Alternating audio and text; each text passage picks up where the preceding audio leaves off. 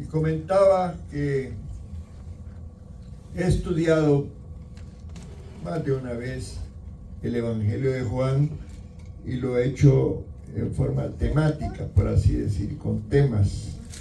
Pero ahora se me ocurrió, bueno, el Espíritu Santo, ¿verdad? Estudiarlo verso por verso, ¿verdad? Y hoy vamos a comenzar con el tema, la incredulidad de los hermanos de Jesús. Eso es lo que dice en la Biblia. Si tú miras en tu Biblia, siempre hay un subtítulo, ¿verdad? Incredulidad de los hermanos de Jesús. Dice, vamos a leer Juan 7 del 1 al 9. Dice la palabra del Señor. Después de estas cosas, andaba Jesús en Galilea, pues no quería andar en Judea, porque los judíos procuraban matarle. Wow, me voló la cabeza cuando yo leí. Bienvenido mi hermano Albino, mi hermana Belén. Gloria al Señor. Ay. Estaba cerca la fiesta de los judíos, la de los tabernáculos. Hoy vamos a profundizar un poquito en esta fiesta. Y le dijeron sus hermanos, miren, este punto es muy interesante: sal de aquí y vete a Judea, para que también tus discípulos vean las obras que haces. Porque ninguno que procura darse a conocer hace algo en secreto. Si estas cosas haces, manifiéstate al mundo. Porque ni aún sus hermanos, miren lo que dice ahí, creían en él. Wow. Yo les he testificado que cuando yo llegué a Cristo, mi mamá dejó de hablarme más de un año. No me hablaba, porque yo me hice cristiano. Yo era un alcohólico, un borracho. Ni siquiera le dio gusto de que yo dejara de beber. Así es, así son las cosas. No sé cómo le fue a usted, pero a mí me fue en feria. Esa fue la forma de rechazar el evangelio de parte de mi madre, por ignorancia, ¿verdad? Porque esas cosas pasan. Muy bien. Entonces Jesús les dijo: mi tiempo aún no ha llegado, mas vuestro tiempo siempre está presto. No puede el mundo aborreceros a vosotros, mas a mí me aborrece, porque yo testifico de él que sus obras son malas. Subid vosotros a la fiesta. Yo no subo todavía a esa fiesta, porque mi tiempo aún no se ha cumplido. Y habiéndole dicho esto, se quedó en Galilea. Entonces vamos a hacer un pequeño revisión de lo que antes, algunos puntos de lo que estudiamos en el capítulo 6. ¿Se recuerdan todas las reacciones que Jesús despertó en la gente? Porque la gente quería que él fuera un líder político. La gente quería el pan y los peces. La gente quería su beneficio. Y los fariseos combatían la palabra, porque no eran vasijas nuevas, odres nuevos, sino que eran odres viejos que no podían contener la palabra que traía Jesús, que era totalmente diferente a lo que los fariseos proclamaban. Ustedes saben que los 10 mandamientos, ellos le agregaron 30 diferentes variaciones a la ley. Eran 300 puntos que la gente tenía que cumplir. Nadie se podía salvar a través de la ley. Ese era el punto de vista de ellos, ¿verdad? Ahora, hoy, eso fue la gente y mucha gente. Hoy vamos a estudiar la reacción de los hermanitos. Qué familita, ¿verdad? Aunque vamos a ver también otros puntos y cómo las fiestas rememoraban lo que Cristo venía a hacer, porque quiero decirte que Dios fue el que estableció las fiestas, porque las fiestas era algo que daba la semblanza del papel de Jesucristo cuando estaba acá. O sea que todo tenía una motivación, no eran fiestas por hacer fiesta, ¿verdad? Entonces, en el capítulo, por ejemplo, ahorita vamos a empezar el capítulo 7, ¿verdad? Y del 7 al 9 vamos a desarrollar hoy un poco la temática de la fiesta de los tabernáculos. Y se recuerdan que en los capítulos 5 y 6 todo giraba en torno a otra fiesta. ¿Se recuerda cuál fiesta hemos mencionado ya que era frecuente? La de la Pascua, correcto. ¿Verdad? Ahora, ¿se recuerdan? En el capítulo 5 estudiamos el día de reposo, ¿verdad? Entonces, en el 5, el día de reposo, en el 6, la fiesta de la Pascua. Todo esto tiene una importancia espiritual también, ¿verdad? Ahora, en estas ocasiones que mencionamos, Jesucristo subió a Jerusalén, decía, porque los hombres eran los que asistían a la fiesta. ¿Amén? Es decir, era dedicada para ellos. Es lo que dice la historia de la Biblia.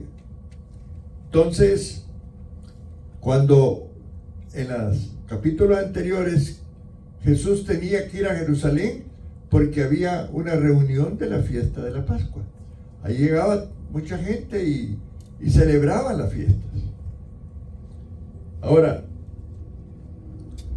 en cada una de las ocasiones en que Cristo subió a Jerusalén, pronunció importantes discursos o predicaciones, como le llamamos nosotros, en las que se identificaba a sí mismo como el cumplimiento del significado espiritual de cada una de esas fiestas. Y hoy trataremos de ir hablando un poco de eso. ¿Qué significaba, por ejemplo, la fiesta de la Pascua? ¿Alguien me puede decir? A ver. Cuando salieron de Egipto. Sí. Muy bien. Cuando sacrificaban los animales y la sangre la ocupaban para poner la sangre en los dinteles de las puertas. Sí, Y también. aparte de eso se comían el becerro, digamos, por decirlo Sí. así. Y también el pan sin levadura. Muy bien, gloria a Dios. ¿Qué les parece? Sí, la Pascua tenía ese simbolismo, recordar la salida de Egipto, ¿verdad? Importante. Y todo lo que pasó para que quedaran libres, para que el faraón los soltara. Eso era el simbolismo de la Pascua. Amén, hermano, qué bueno. Se ve que vienen los miércoles. Gloria a Dios. Gracias, Mateito. Ahora,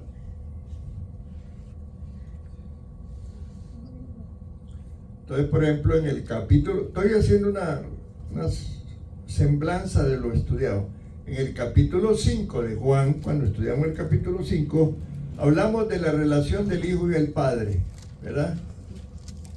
En el capítulo 6, la relación con los discípulos, porque se acuerdan que hubo muchos discípulos que lo abandonaron. No, hombre, pobrecito mi Jesús. Después de tener el montón de gente ahí siguiéndole, se quedó con unos 4. Tremendo, a ver si una impresión. Pero él les dijo, y usted se va a quedar ahí. Era parte de ese proceso. El discipulado a veces te hace quererte ir, porque así es. Pero hay algunos valientes, ¿verdad?, que se quedan. Amén. Aleluya. Sí, porque Hoy veníamos, siempre con la pastora agarramos un tema cuando venimos en el camino. Y hoy ella me empezó a hablar de la presencia de Dios a través de un personaje por ahí, siervo de Dios. Y entendí yo que esa debe ser la búsqueda de nosotros, la presencia de Dios. Ser portadores de la presencia de Dios. Que cuando llega ahí, para empezar, los demonios salen huyendo y las enfermedades igual. Y hay una presencia tal que te empiezas a llorar y no entiendes por qué y empiezas a sentir algo raro. ¿Ya? La presencia de Dios. Así que caminar con Cristo ha haber sido tremendo en los tiempos de él. Entonces, el tema central del capítulo 7 de Juan es la relación con el Espíritu Santo. Quiero que sepan. Dice la palabra de Dios, comenzando ahí en el versículo 1. Después de estas cosas, estamos meditando, hermanos, el capítulo 7 de Juan y estamos comenzando con algunos recuerdos de lo que hemos estudiado, pero voy a entrar ya un poquito en detalle. Dice, después de estas cosas, ¿qué dice? Andaba en Galilea, ya no andaba en Jerusalén. Amén, hermano. En el último relato del capítulo 6, ¿ya? El último relato fue en Galilea. Inmediatamente antes de la Pascua, que se celebraba, ¿en qué mes se celebraba la Pascua allá en Israel? El mes de la Biblia, decía el mes de abril. Por eso acá la Semana Santa se celebra marzo, abril, ¿verdad? ¿Ven? Y dice en el versículo 4 del capítulo 6, Juan 6:4, ¿qué dice? Y estaba cerca la Pascua, la fiesta de los judíos. Amén. Eso fue antes, ¿verdad? Hablamos de la Pascua. Hablamos del simbolismo de la Pascua, que es trascendental para el creyente. Si alguien le dice a usted, háblame de la Pascua, ¿qué es? La Pascua es Cristo. Él es el que murió por nosotros como murieron los corderos que usaban al sacrificio, porque hermano, en todo acto de Dios debe de haber un sacrificio. Amén. Tú le ofreces sacrificio a Dios cuando entras allá, al entrar a la iglesia. Si esto es como el simbolismo del tabernáculo, allá es el atrio, aquí es el lugar santo y aquí el lugar santísimo. Entendámoslo de esa manera. Y entonces tú entras allá y allá hay el sacrificio. Recuerden que el tabernáculo, en la entrada, estaban los sacerdotes sacrificando los animales. Y la sangre la vertía. Empezaba el proceso de sacrificio. Amén. Que todos nosotros debemos de ser un sacrificio vivo, agradable a nuestro Señor. ¿Ah? Por eso dice, entrad por sus puertas con acción de gracias. ¿Qué más dice? Con alabanza. El alabanza debe de ser un sacrificio, pero entiéndame, no es que me estoy sacrificando, no. Un sacrificio, un acto de adoración. Porque los animalitos cuando eran sacrificados eran un acto de adoración para perdón del pecado. Es importantísimo que entendamos esto. Ahora, en el capítulo 7, ya Jesús se va de Galilea a Jerusalén a celebrar la fiesta de los tabernáculos. Diga conmigo, tabernáculo, no es taberna, ¿ok? No es taberna, no, porque se puede uno confundir. Es tabernáculo. Tabernáculo. Esa fiesta, la fiesta de la Pascua se celebraba en abril. La fiesta de los tabernáculos se celebraba en octubre. O sea que este mes podemos ir a Israel si quieren. Nos vamos a celebrar la fiesta de los tabernáculos.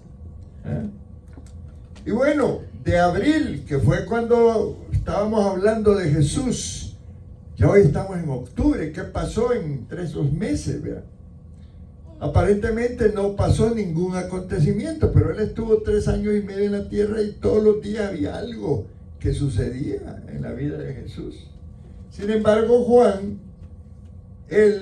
su motivación no es hacer un relato completo de la vida de Jesús, sino complementando la narración de los otros evangelios, porque cada evangelio tiene una motivación o un mensaje. Amén. Amén. Ahora, los otros evangelios, por ejemplo, ¿cuáles son? Mateo, Marcos, Lucas. Sí, y Juan, el que estamos estudiando. Los otros evangelios, aparentemente hubo un periodo en que Juan guarda silencio. ¿Por qué? Porque él se dedicó a ministrar a sus discípulos. Hermano, el tiempo, el discipulado toma tiempo. Toma tiempo. Toma esfuerzo. Toma comunión con Dios. Tú crees que no, pero has estado en comunión con Dios. Porque has estado en comunión con la palabra. Amén. Dios te ha estado hablando en la palabra. Hay que ver, somos sordos. Todos, yo también. Y la palabra está ahí, está zumbando, pero nosotros estamos durmiendo. Con todo respeto, no estoy... Pero es la realidad. A veces la palabra como espada quiere penetrar enseñándote a ti, pero apenas sale para enseñar a otros, porque por eso es de doble filo. La espada de los romanos, por eso Pablo la comparó con una espada romana. La espada romana no dejaba a los hombres vivos, porque cuando entraba cortaba, pero cortaba cuando salía. ¿Me entiendes? Y el que medio quedó vivo en la entrada, lo mataba en la salida. Y esa palabra entra y recibes tú, pero cuando sale tengo que recibir yo. Como espada doble filo que penetra hasta lo más profundo del alma, hasta las coyunturas, hasta los tuétanos de los huesos, y discierne los pensamientos y las intenciones del corazón. ¿Ven, hermanos? Gloria al Señor. Entonces, durante el tiempo de instrucción de Jesús a los discípulos, tomó tiempo para hablarle del sufrimiento de ir a la cruz. Por eso el Pedro se dejó tentar por Satanás. Le dijo, ¿cómo te vas a morir tú? ¿Cómo te vas a ir? Sí, me imagino que así fue la expresión. Cállate, Satanás. Esa fue la tremenda respuesta. Pero pasó eso. Los instruyó sobre el sufrimiento, ¿verdad? Ahora, ocurrieron otros eventos en ese periodo. Ahí, por ejemplo, dice que acontecimiento fue la visita de Tiro y Sidón, ahí en Marcos 7:24.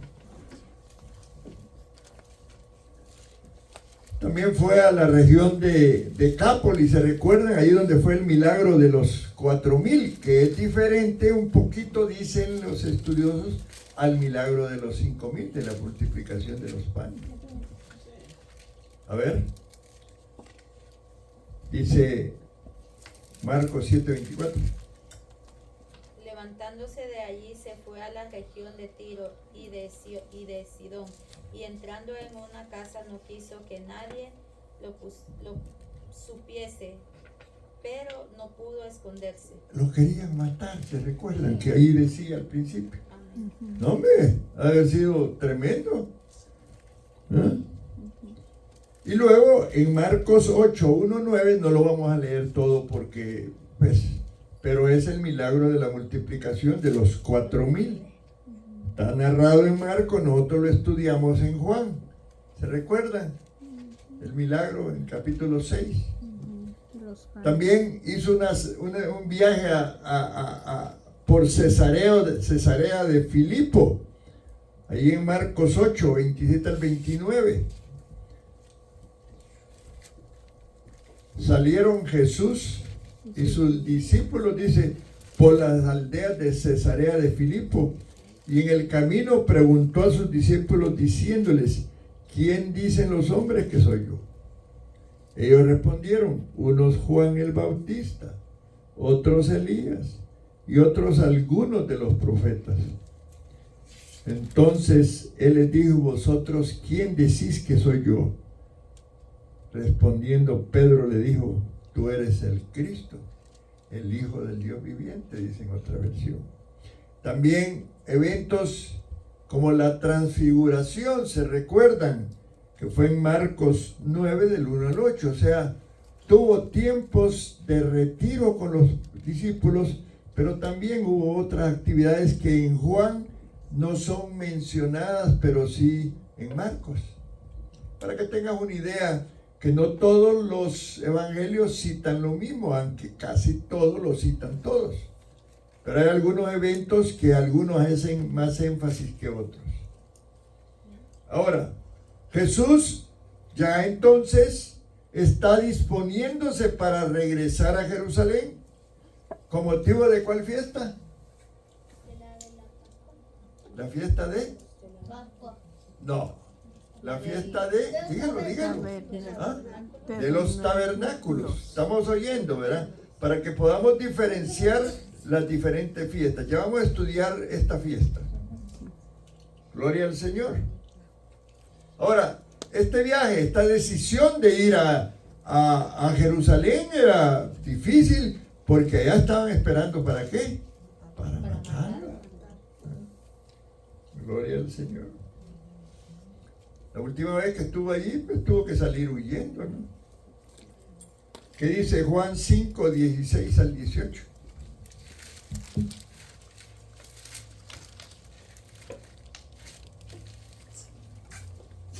Y por esta causa los judíos perseguían a Jesús y procuraban matarle, porque hacía estas cosas en el día de reposo.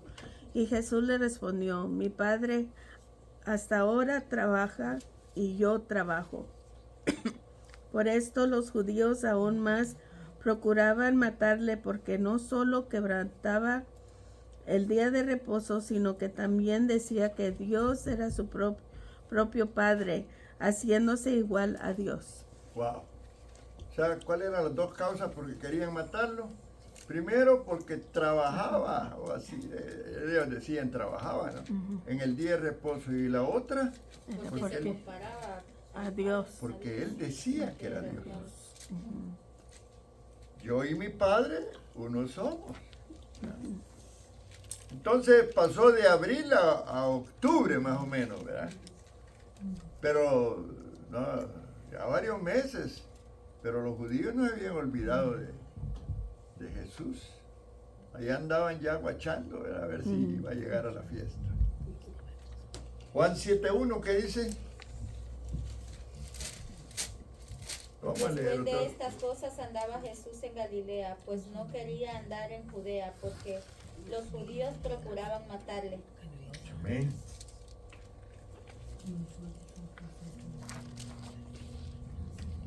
Entonces, tuvo que tomar algunas precauciones, ¿verdad? Tuvo que esperar, porque él mismo dice que no era su momento, ¿verdad? Ahora hablemos un poquito de la fiesta de los tabernáculos. Es bueno saber, ¿verdad?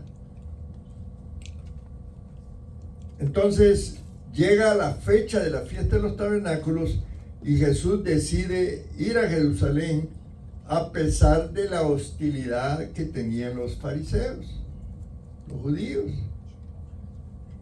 Ahora, era una situación difícil, adversa, pensar que voy allá y esto me quieran matar, ¿verdad? Ahora, la fiesta de los tabernáculos sabemos que era una de las 3 grandes fiestas. ¿Se recuerdan las otras 2? La fiesta de la Pascua y la fiesta del Pentecostés, ¿verdad? Hay otras fiestas, pero estas son las más importantes. Deuteronomio 16:16. Para reforzar lo que acabo de decir. 3 veces cada año aparecerá todo varón tuyo delante de Jehová. tu Dios en el lugar que Él escogiere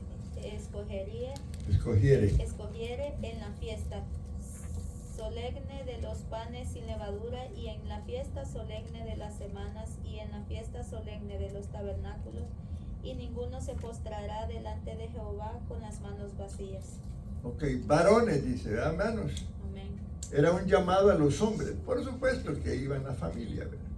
Pero eran los hombres celebrando la fiesta de Pascua, que se llamaba también de los panes sin levadura, la fiesta de los tabernáculos y la fiesta solemne de las semanas, que era el Pentecostés. Y él era un israelita que le gustaba ir a la fiesta y celebrarla porque él sabía el trasfondo espiritual. ¿Ya? No era simplemente una obligación religiosa, sino formaba parte, oigan esto, del programa divino que su padre le había encomendado. De hecho, en el último término, lo que los judíos simbolizaban por medio de la fiesta de los tabernáculos, solo lo podrían encontrar en Cristo y en su obra. Esto es importante, hermano. Entonces, todo este capítulo 7 al principio gira alrededor de la fiesta de los tabernáculos. Por ejemplo, ahí en Juan 7:2, ¿qué dice? Estaba cerca la fiesta de los judíos de los tabernáculos. Amén. ¿Qué dice el 7:14? Mas a la mitad de la fiesta subió Jesús al templo y enseñaba. Juan 7:37. En el último y gran día de la fiesta, Jesús se puso en pie y alzó la voz diciendo: Amén. Si alguno tiene sed, venga a mí y beba. Ok, entonces ven que hay mucha alusión a la celebración de la fiesta. Esta fiesta era un momento muy especial en toda la nación, ¿verdad? Y es que cada vez que celebraban este tipo de fiesta, ellos se unían para recordar, pero también para aspirar a lo que Dios podría hacer por ellos, porque eran todavía un pueblo que estaba oprimido, en este caso por los romanos. Y ellos esperaban su liberación, ¿verdad? Gloria al Señor. Ahora, los judíos de todas las partes del mundo supuestamente venían a esa reunión, o sea que era mucha gente. Ahora, ¿cómo y cuándo se originó esta fiesta? ¿Cómo se celebraba y cuál era el significado? ¿Alguien sabe cuándo se originó?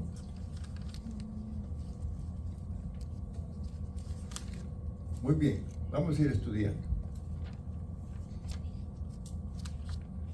Cuando contestemos estas preguntas, nos va a ayudar a entender la enseñanza de Jesús que nos va a dar en los próximos capítulos que vienen.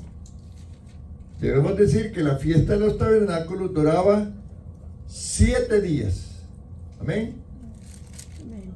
Y tenía lugar 5 días después del gran día de las expiaciones. O sea, ellos tenían una serie de rituales hermosos, hermano. Por tanto, era muy prominente la idea de gozo después de la redención y el perdón de los pecados. O sea, es un simbolismo. La expiación es el perdón, el arrepentimiento y la expiación. Amén, hermanos. La expiación ahí en Levíticos, usted lo puede encontrar y estudiarlo, ¿verdad? Levíticos también, en el capítulo 23, más adelante vamos a hacer alusión, encontramos esto de las fiestas. El libro de Levíticos es un libro muy rico en cuanto a tradiciones judías. Dice Número 29, versículos 7 y 12.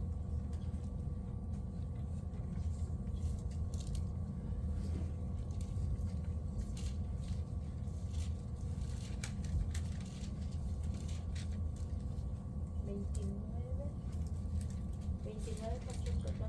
29, 7 y 12. Quiero que otros lean también.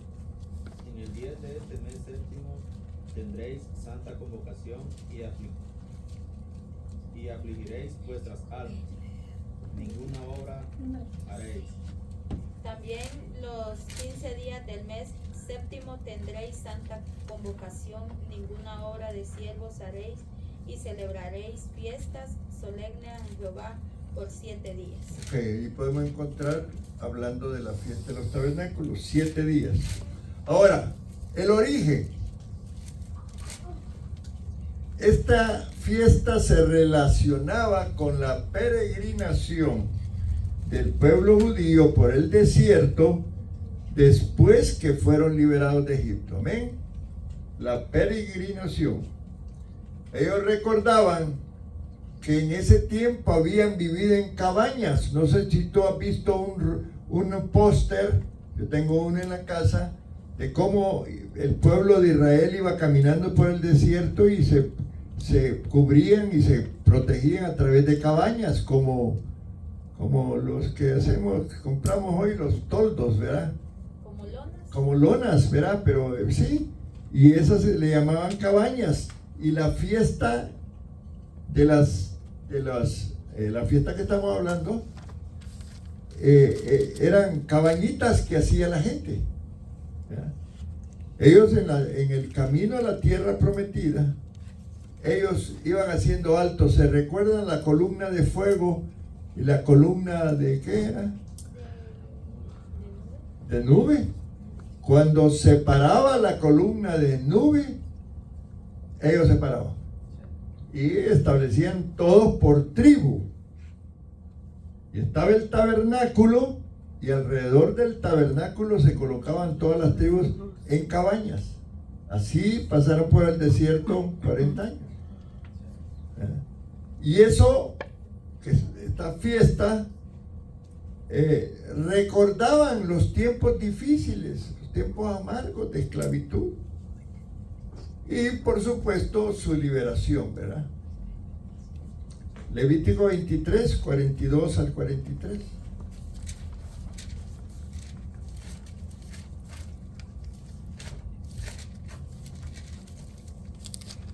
Levítico, ¿qué? 23. Levítico 23, 42 al 43. En tabernáculos habitaréis 7 días, todo natural de Israel habitará en tabernáculos, para que sepan vuestros descendientes que en tabernáculos hice yo habitar a los judíos de Israel cuando los saqué de la tierra de Egipto, yo Jehová vuestro Dios. Amén. Como ven, son versículos que refuerzan lo que estoy enseñando. Ahora, obviamente esa fiesta les recordaba el cuidado que Dios había tenido de ellos, amén, al protegerlos de todos los peligros del desierto, del frío en la noche, del sol recuerdan que la columna de nubes se posaba sobre ellos para que el sol no fuera tan dañino, y en la noche la columna de fuego por el frío, ¿verdad?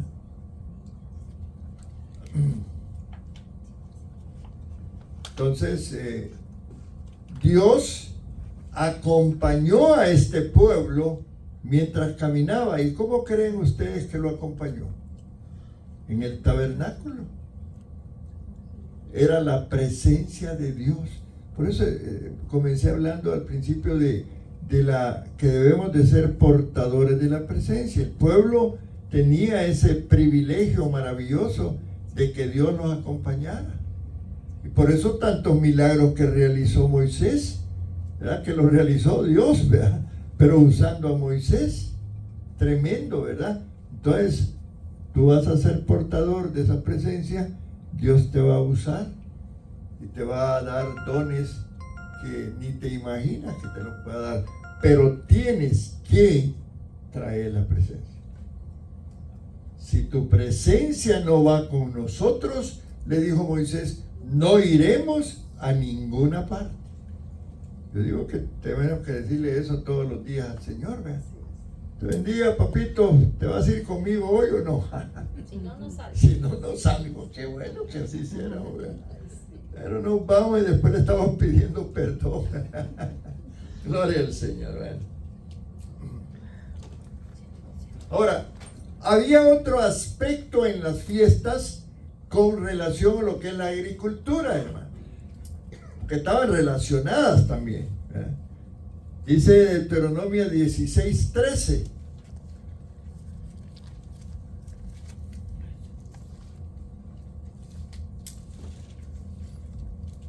Deuteronomio 16:13, amén. La fiesta solemne de los tabernáculos harás por 7 días cuando hayas hecho la cosecha de tu era y de tu lagar. Ajá. Era esta la tercera fiesta vinculada al ciclo agrícola del judaísmo. La Pascua se celebraba el comienzo de la siega. ¿Qué es la siega? Cortar el trigo, ¿ok? Que era en la primavera, acuérdense, de marzo a junio es la primavera. Amén, hermano, estoy bien, ¿verdad? ¿Verdad? Después venía el Pentecostés, al cabo de 7 semanas después de la Pascua, en la que se festejaba el final de la siega. Ya habían cortado todo el trigo, la fruta, lo que fuera. Y la última era la fiesta de los tabernáculos.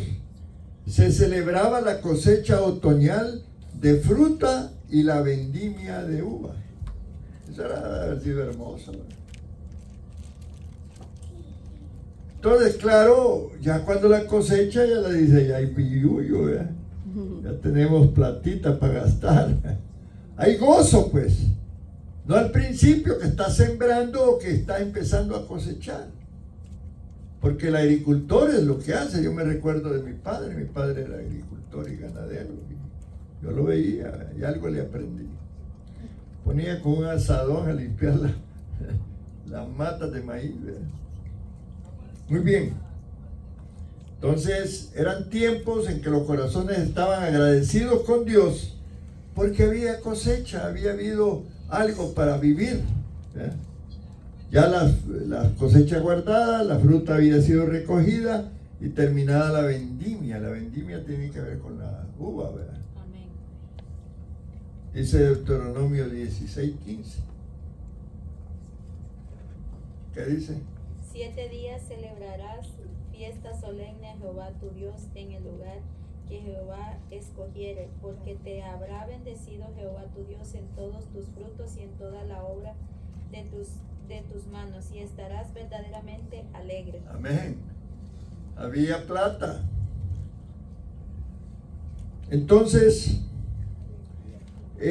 la fiesta entonces estaba apuntando no totalmente a lo que había sido el peregrinaje por el desierto, sino ya cuando habían entrado a la tierra prometida y ya podían disfrutar, porque acuérdense que en el desierto ellos no cultivaban, ¿verdad?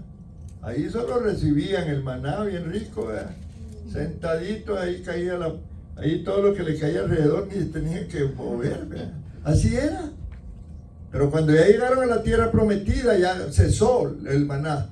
De un día para otro, ya pudieron ir y sembrar y cultivar.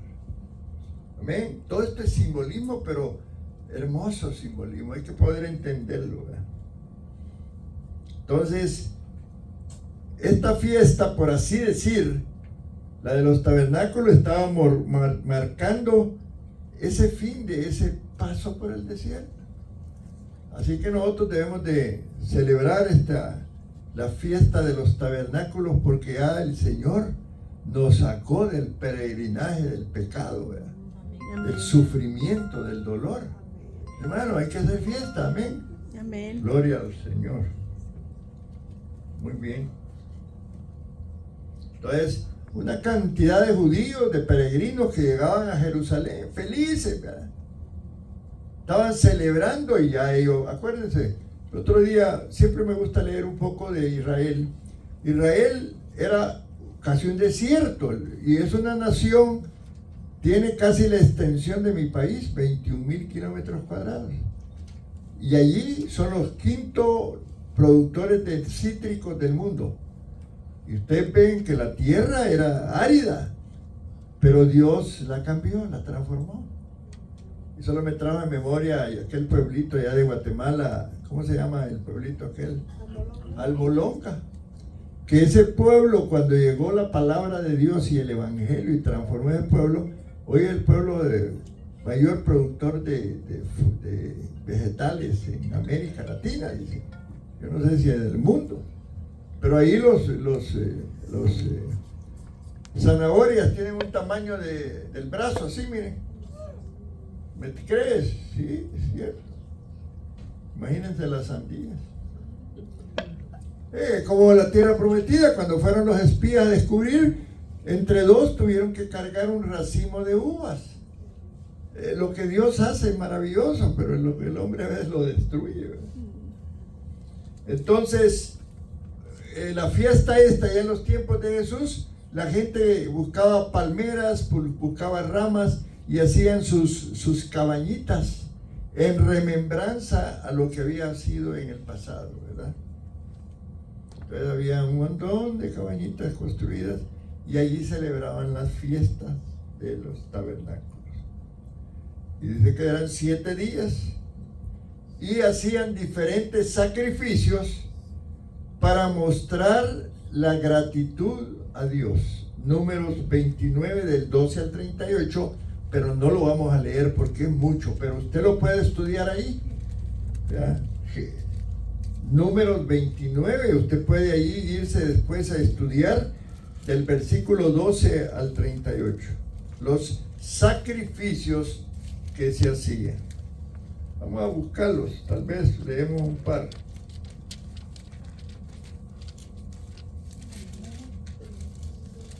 Vámonos al 29, número.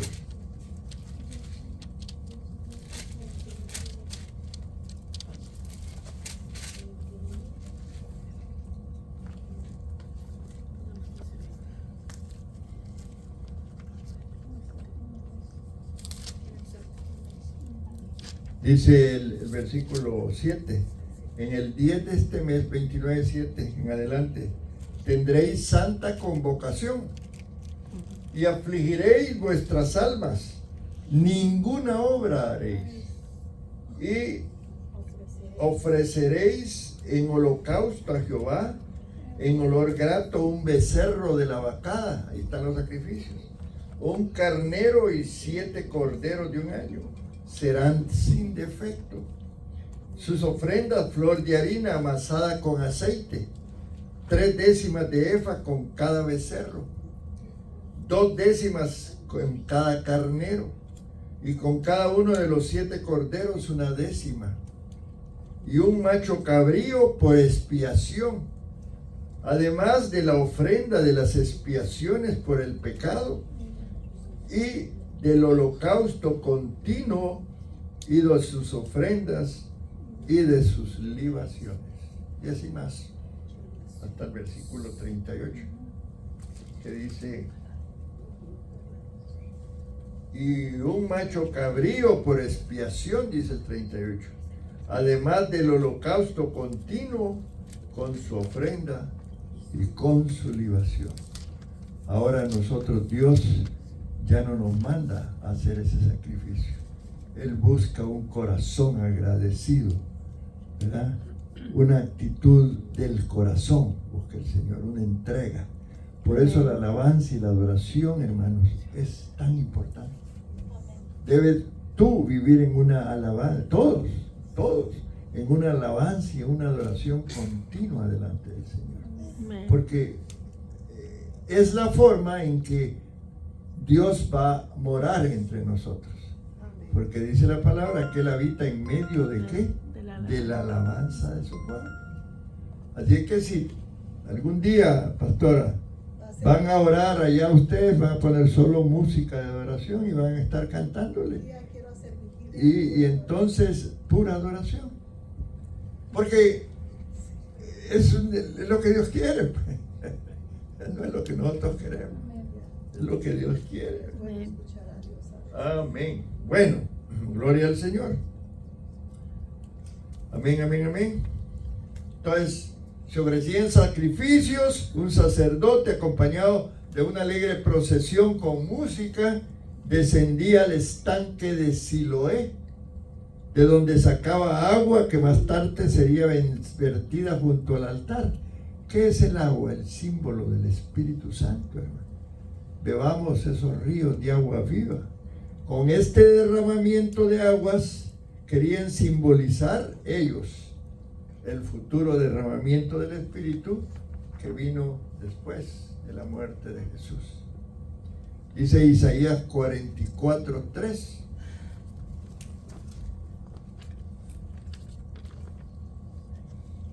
A ver.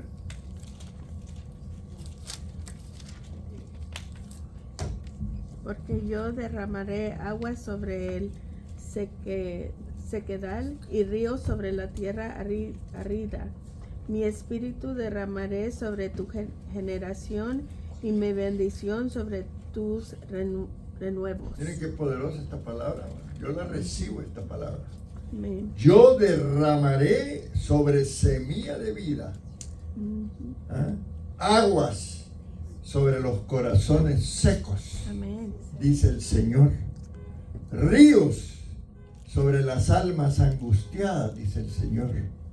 Mi espíritu derramaré sobre toda la iglesia y sus generaciones, y mi bendición sobre cada alma que venga para recibir al Señor. Palabra de Dios. Amén. Amén. Ven, hermanos. Entonces dice que en la noche, durante las fiestas, se iluminaba el templo con grandes candelabros, con los que se intentaba recordar la columna de fuego que había servido de guía a los israelitas a través del desierto. Los simbolismos en la Biblia, qué hermosos. Números 14:14.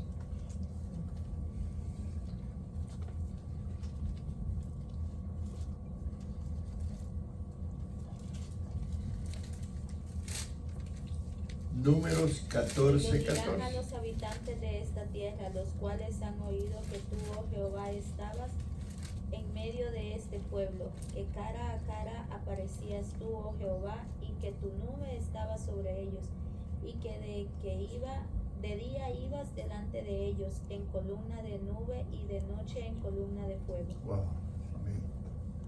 La presencia del Señor. Columna de día, ¿verdad? Columna de nube de día, la presencia de Dios. Columna de fuego en la noche. Esta luz dice que hacía que el templo resplandeciera y se veía desde toda la ciudad, simbolizando de ese modo aquella gran luz que el pueblo necesitaba porque andaba en tinieblas. Y lo dice, lo profetizó Isaías 9:2. El pueblo que andaba en tinieblas, dice, vio gran luz. Los que moraban en tierra de sombra de muerte, luz resplandeció sobre ellos. Un día nosotros morábamos en tierra de sombra de muerte, pero nos iluminó la luz de Cristo. Amén, hermanos. Amén. Ya no estamos en esa situación. Hay otros que lo están, ¿verdad? Y nosotros tenemos que llevarle una luz, no para ponerla debajo de la mesa. No es para que la Biblia esté guardada y nunca la leamos ni le prediquemos a otros, sino para que la salgamos y la pongamos así a lo alto, como se miraba el templo iluminado, profetizando la luz que sería Cristo, ¿verdad? Porque todavía no había muerto. Él andaba en esa fiesta y estaba disponiéndose para esconderse de los judíos, ¿verdad? Ahora, hay algunas cuestiones que es importante que sepamos. Algunos dichos de Jesús que hay varios pasajes que lo dicen. Por ejemplo, en Juan 1:14.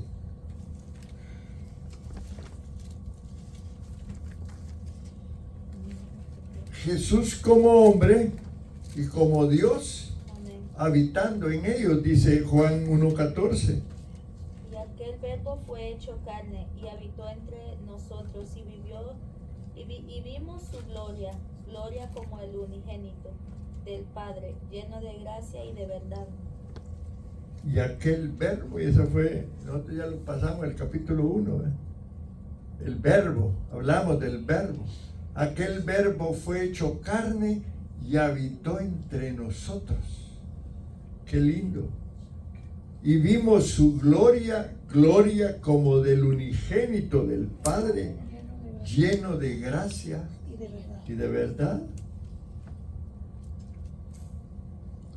Entonces, en otras palabras, Dios puso un tabernáculo entre nosotros. Aleluya.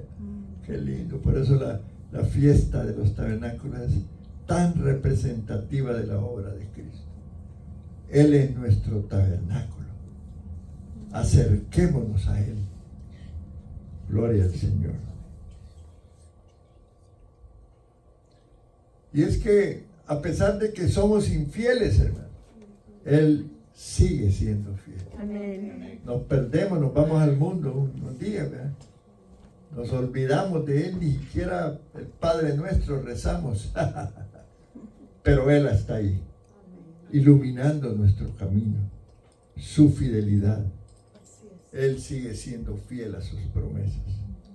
Él continúa visitándonos. No ignoremos esa visita. Nos está tocando la puerta. Aquí yo estoy a la puerta y llamo. Si alguno oye mi voz y abre la puerta, yo entraré y cenaré con él y él conmigo. Amén. Amén. Todos los días, porque ese versículo no lo apliquemos solo a los inconversos. Apliquémonos nosotros, que nos está tocando. ¿Leíste la Biblia, Tonito? ¿Oraste hoy en la mañana, Tonito? Tonito soy yo, ¿ok? Sí.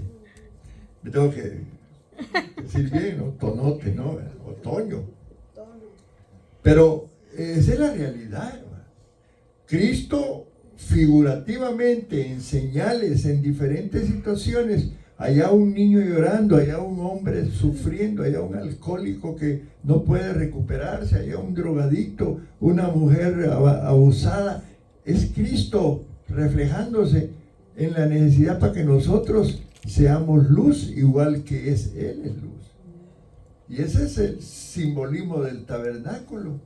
Nosotros de alguna manera somos no de alguna manera, somos el cuerpo de Cristo, Él es nuestro tabernáculo, pero también nosotros tenemos que serlo. Ya pasamos la prueba, ya hoy el enemigo, claro, va a seguir molestando, pero hemos encontrado la forma de rechazarlo, de pararlo, de hacerle un alto y vamos avanzando. Hay dificultades, pero somos nacidos de nuevo. Amén. Somos Amén. Luz en este mundo. Amén. Y tenemos que demostrarlo, qué importante. En segundo lugar, ya hablamos de que Él se hizo una presencia de un tabernáculo, pero también dice el agua derramada, porque dijimos que se derramaba un agua, ¿no? Futuro derramamiento del Espíritu Santo. Y así Jesús aprovechaba las situaciones para hablar de eso ahí en Juan 7, 37 al 39.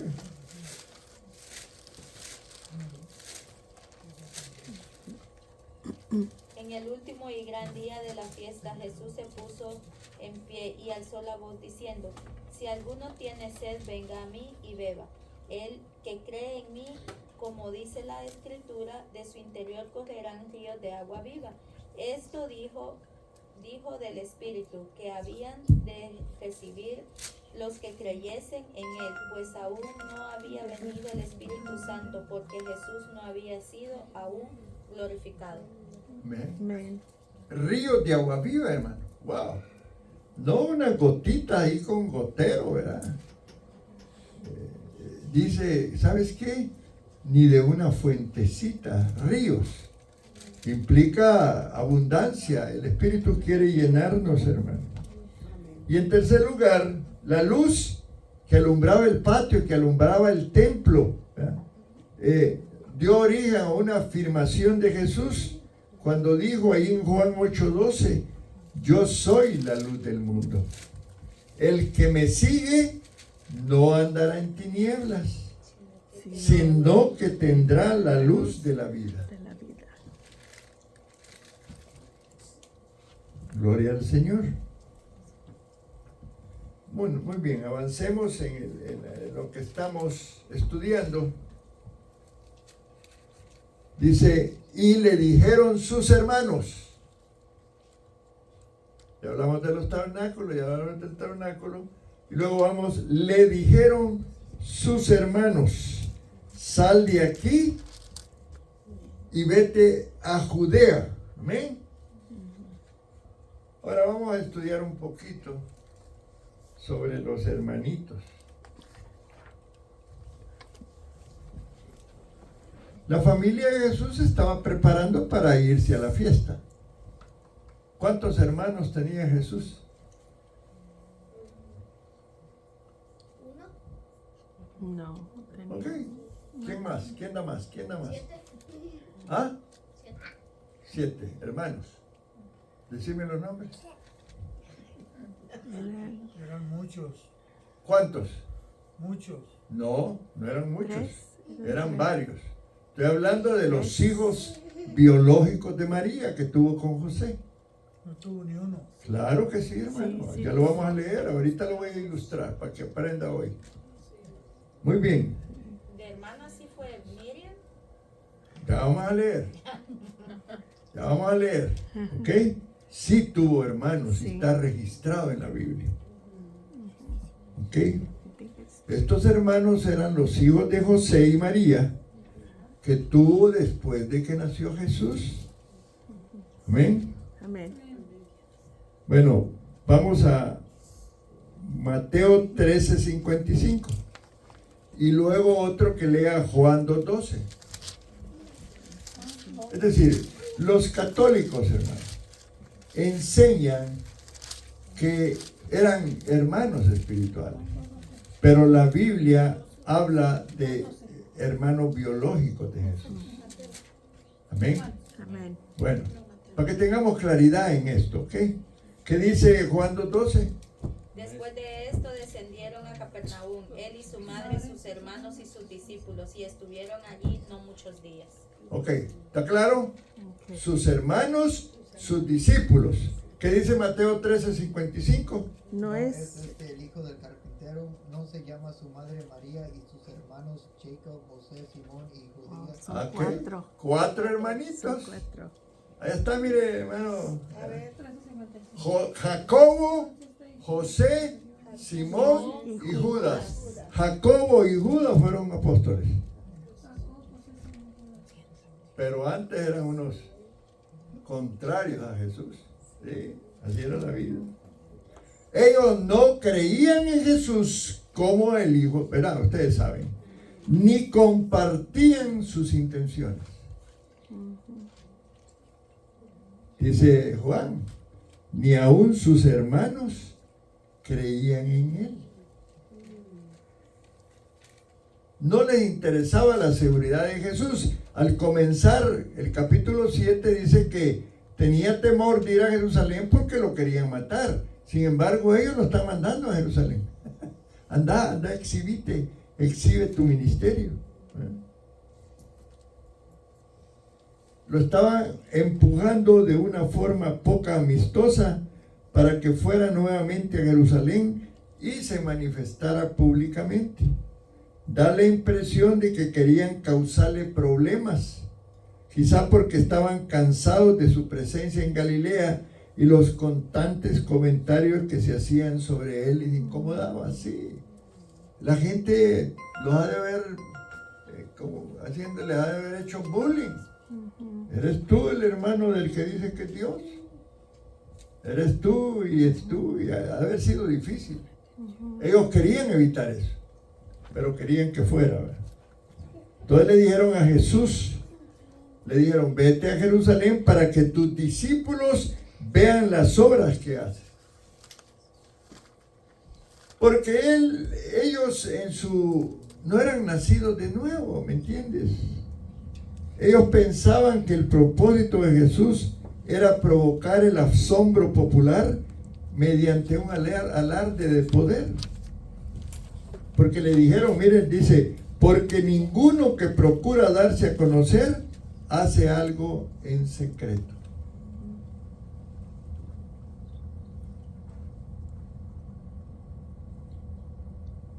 Entonces, como decían, ¿sabes qué? Hoy vienen judíos de todas partes del mundo. Andate a conocer. A lo mejor algo de beneficio tenemos nosotros. Ve a echarte un milagrito. Echarte un milagrito.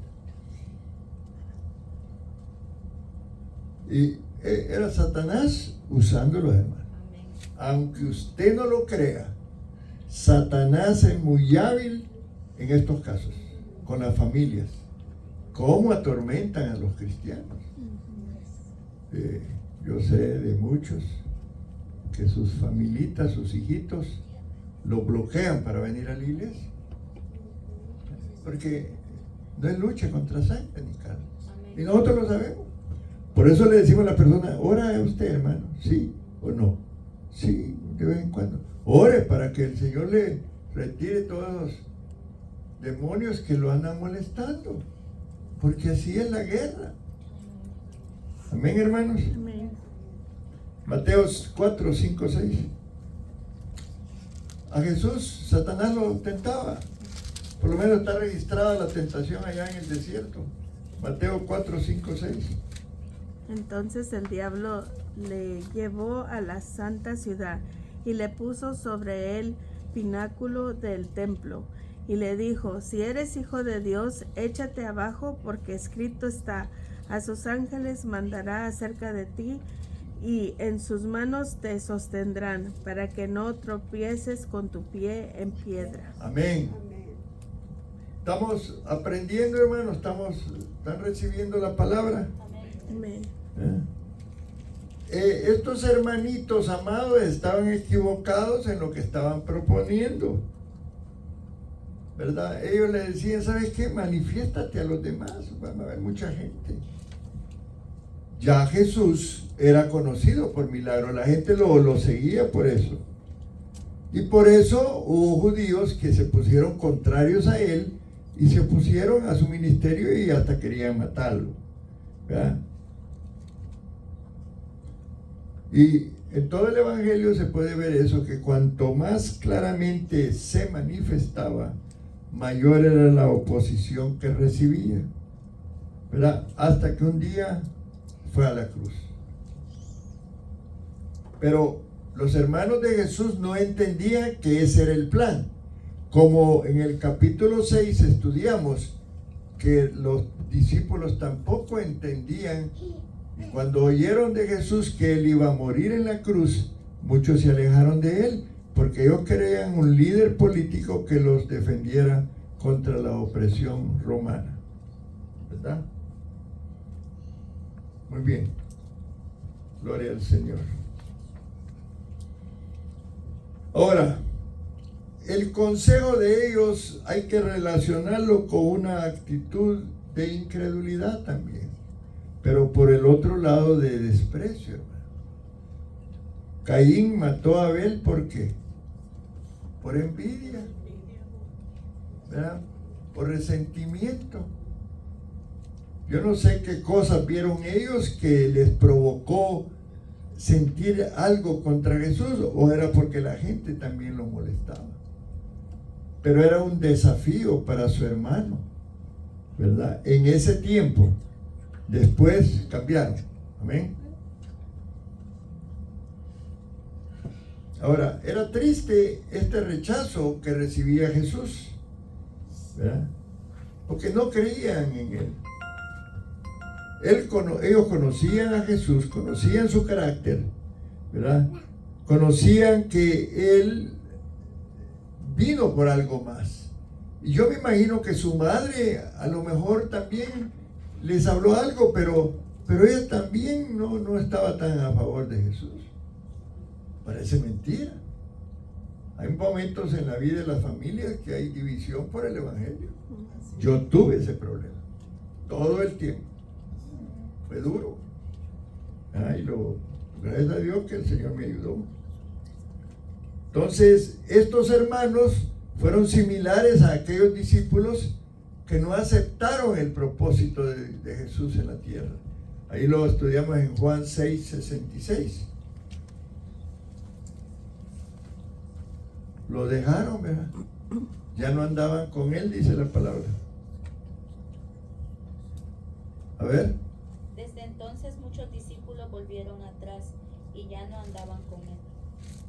Entonces, cuando empezamos el capítulo 7 leímos que los discípulos iban a intentar matarlo, ¿verdad? Ahora, tenía enemigos fuera del hogar y dentro del hogar, porque sus hermanitos tampoco sumaban al ministerio de Jesús, ¿verdad? Entonces, esto le daba un carácter de soledad a la vida de Jesús. Ha de haber sido tremendo, el sufrimiento emocional, hermano. Porque a lo mejor ni comida le querían dar a veces, o no le lavaban la ropa, qué sé yo, no sé cuántas dificultades pudo haber vivido ante un rechazo de su familia.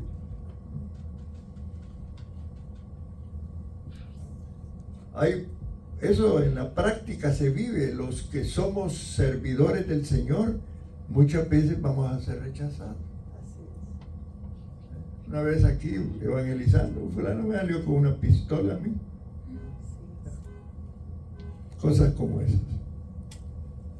Ahora, el verdadero motivo por el que tantas personas no querían creer en Jesús no tenía que ver nada con su carácter perfecto o con la autenticidad de sus obras. Los hermanos no dudaban de eso. Amén. Pues quiero aclararlo. Leamos Juan 7:3-4. O sea, ellos habían visto y decían, bueno, sí, él lo hizo. Amén. Pero ¿qué estaba pasando con ellos? A ver. Y le dijeron sus hermanos, sal de aquí y vete a Judea para que también sus discípulos vean las obras que haces. Porque ninguno que procura darse a conocer hace algo en secreto. Si estas cosas haces, manifiéstate al mundo. Ellos estaban convencidos de que él hacía milagros. Pero una cosa es importante saber. Ellos no creían en él porque no entendían el propósito por el cual estaba haciéndolo. O sea, no entendían sus obras. ¿Por qué creen que cuando llegaron a visitarlo a un lugar, él dijo, mi familia son los que hacen la voluntad de Dios? ¿Se recuerdan? Sí. Porque ahí ha de haber dicho, viene mi familita y el Jacobo, cómo me molesta y cómo me importuna. O el José. Bueno, será otro.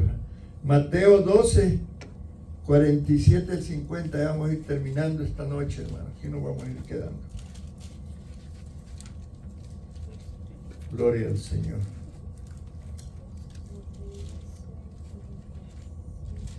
Mateo 12, 47-50. Y le dijo uno, he aquí tu madre y tus hermanos están afuera y te quieren hablar. Respondiendo él al que le decía esto, dijo, ¿quién es mi madre y quiénes son mis hermanos? Y extendiendo su mano hacia sus discípulos, dijo, he aquí mi madre y mis hermanos, porque todo aquel que hace la voluntad de mi Padre que está en los cielos, ese es mi hermano, mi hermana y mi madre. ¿Ven? O sea, y pasa en la práctica, hermano. A veces hay personas, servidores, siervos, que se tienen que alejar de su familia, y la familia real es la de la iglesia, pues. O sea, en otras palabras, estos hermanitos, ¿verdad?, que tenían que ser evangelizados, ¿sabes? Sí. Tuvieron que convertirse. Porque su posición como familia no los ponía en una posición más arriba que los demás, ¿verdad? Si yo soy cristiano, mi familia como tal no va a ser cristiana, no hereda, pues. La salvación, quiero decir, es personal. Amén. Y cada uno debe de llegar a Cristo como debe de ser, es una entrega. Cada persona tiene que tomar la decisión de convertirse de forma individual. Y bueno, nos vamos a quedar acá. La próxima semana vamos a seguir estudiando la historia de los hermanos ya después de convertidos, porque eso es lo interesante, ¿verdad? Jesús llegó y la gente se convertía, tuvo un pequeño retraso con relación a sus hermanos porque así le pasó, pero al final ellos reconocieron, y vamos a estudiar cuándo fue el momento en que ellos reconocieron que el plan y el propósito de Jesús. Vamos a ponernos de pie. Mi hermano Albino quiere pasar al frente, por favor. Queremos orar por usted.